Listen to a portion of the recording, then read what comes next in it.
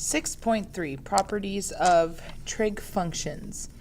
So you're going to have your first look at some of the properties that we use when finding exact values of the 6 trig functions. We will be using our unit circle, so make sure you have that out so you can practice reading your unit circle. We also have to make sure that our solutions fall within our domain. And we will start graphing these in 6.4, so you will get the visual of the domain and the range. To make it easier to read that table, I've made a chart here. So this is something that you might want to add to a post-it note, so you could then attach it to the back of your unit circle, so you have it as a ready reference and it's quick. So where it said all reals, I put negative infinity to infinity for the domain for sine and cosine, which means on the x-axis it will extend forever. Your range is -1 to 1 for both of them, meaning your bottom value is -1, your top value is 1.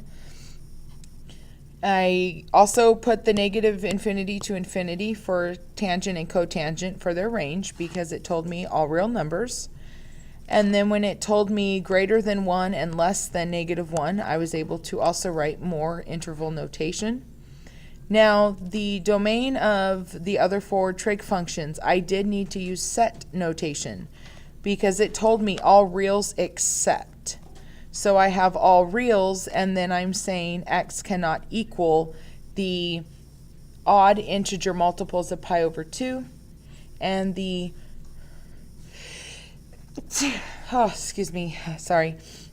and the integer multiples of pi. So I did write those out, and then you would need them also for secant and cotangent. So take the time to write that, pause it. Let's briefly talk about the periodic properties. I don't want to spend a lot of time on the periodic properties.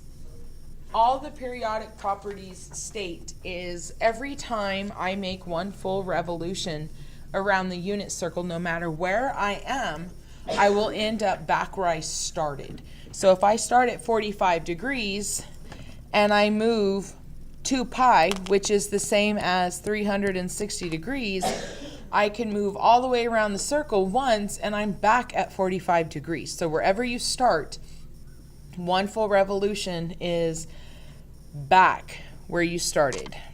So that will help us in example 1.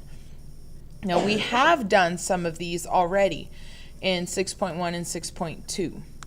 420 degrees, cosine of 420, that angle measure is not on the unit circle, but if I keep going around the circle, I will get to 420 degrees. So let's find where I need to start. So I would subtract 360, which leaves me with 60. So I hope you're looking at your unit circle right now. And when I look at 60 degrees, I want the cosine of 60 degrees. The point at 60 degrees, the rectangular coordinates, are 1/2 and √3/2. We need to remember cosine is the x value, so 1/2.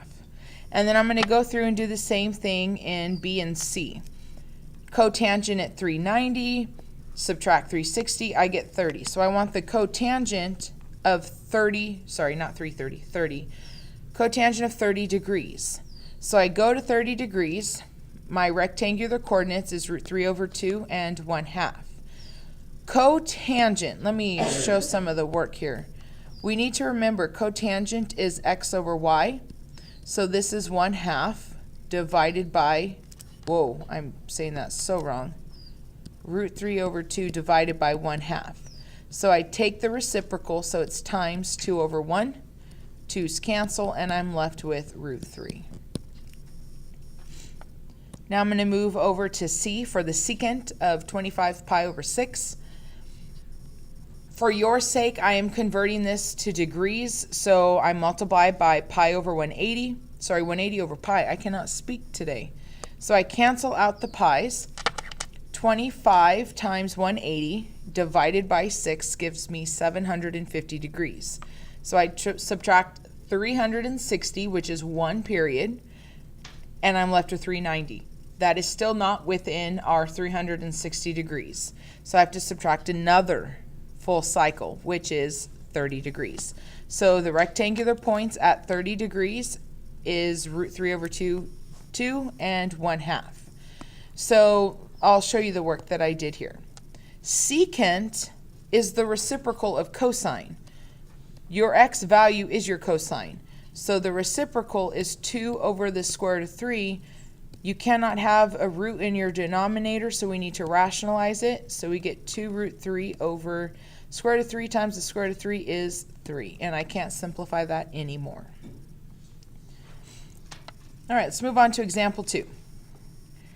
Name the quadrant in which the angle lies. It is so important to be able to identify a quadrant based on the sign of the trig functions that you are given. So I have all this written out to make it nicer for you. This should also be on your unit circle for the positives and the negatives. Cosine is greater than 0. Well, what numbers are greater than 0?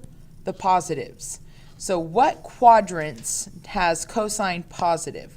Quadrant 1 and quadrant 4. Now I'm going to move to tangent. Tangent has to be less than 0. Less than 0 is negative. So I'm going to look at the quadrants where tangent is negative. Oh, that's quadrant 2 and quadrant 4.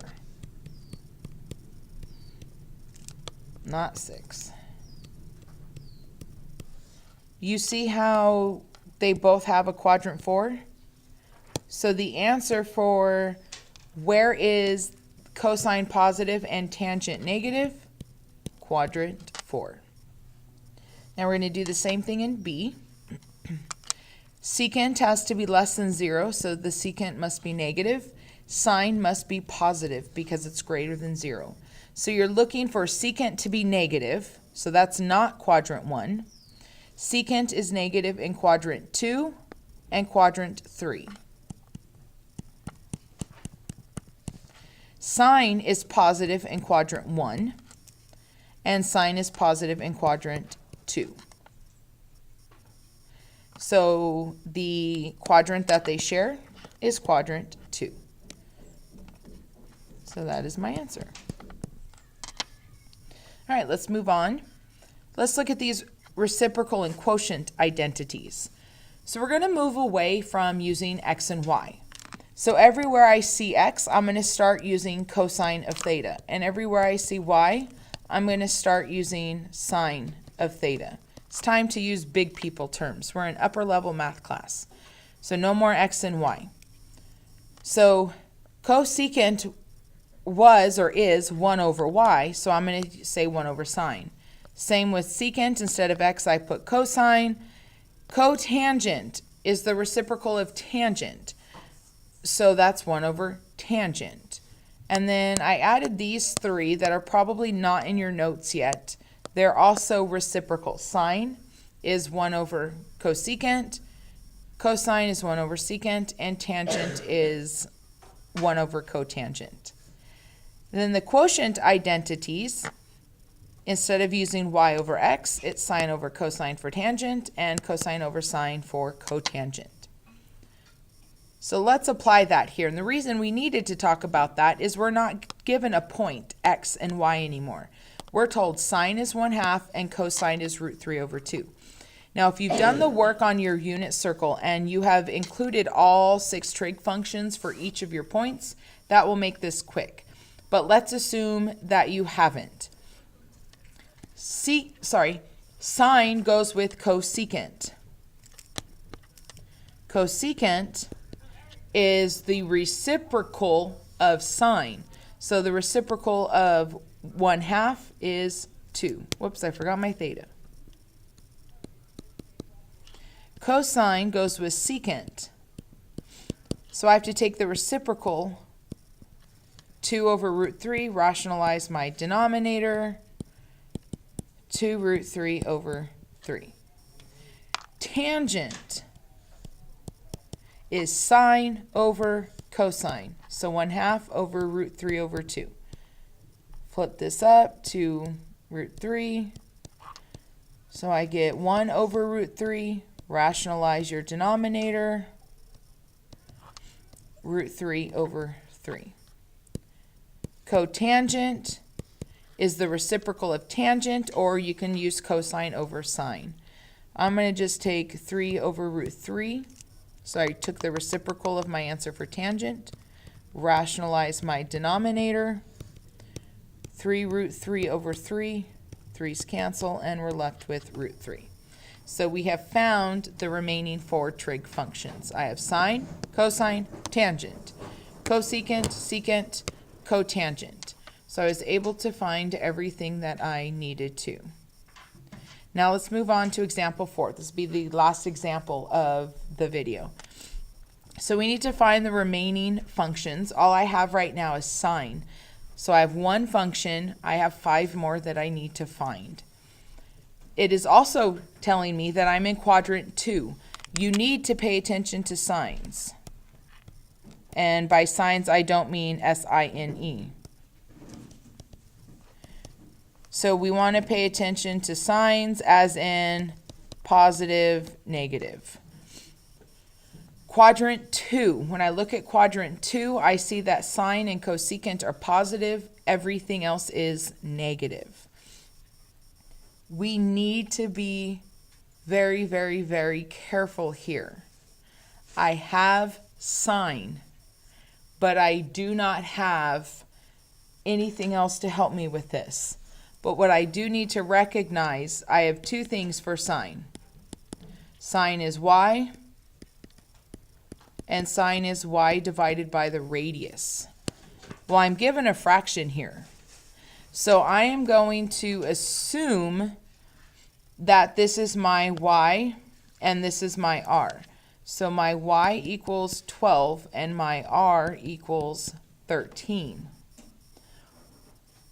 I am not given x, so I do need to go through the work to find x. So I have x squared plus 12 squared equals 13 squared. I'm going to use my calculator to make this easier for me. 13 squared minus 12 squared gives me 25. X squared is 25, so x equals 5. I need to remember in quadrant 2. Actually, let me time out. Let's go back to here. I square root and I get x equals plus or minus 5. So how do we decide between positive and negative? In quadrant 2, x is negative. So it's not positive 5, it's negative 5. So we already know sine. The sine of theta was 12 over 13. Cosine of theta. I'm looking at my unit circle that has the formulas for the 6 trig functions. Cosine is x over r. So negative 5 over 13. Tangent is y over x. Y was 12, x is negative 5. Cosecant, which is the reciprocal of sine, is 13 over 12. Secant, which is the reciprocal of cosine, is negative 13 over 5. And cotangent, which is the reciprocal of tangent, is negative 5 over 12. Pay attention to the signs, you guys. If you forget about the whole plus or minus with the 5, you're going to get everything as positive, and then I'm going to be upset, and you're going to be upset when I'm taking points off of your quizzes and tests. So pay attention to the quadrants, pay attention to the signs. If you have questions, write them down and come with them tomorrow in class.